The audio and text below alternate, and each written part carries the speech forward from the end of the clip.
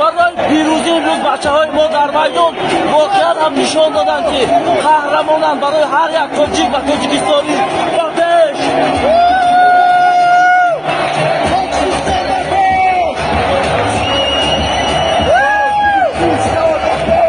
ما چمپیون هستیم انشالله.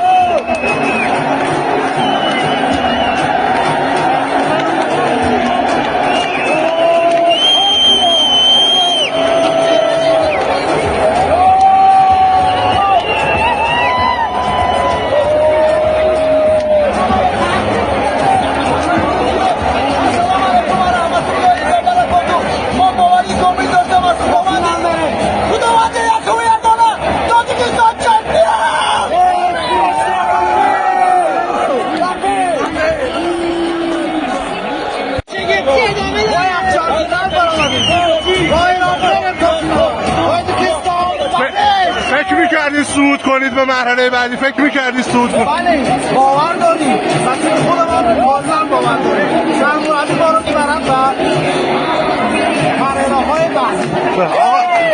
آقا شما صحبت کنید در مورد صعود تاجیکستان. فکر میکردی صعود؟ البته ما باور داشتیم زیرا یکی از شگفت‌های اساسی تیم ملی تاجیکستان در جام آسیا انجام داد و ما با این فکر میکنم راهی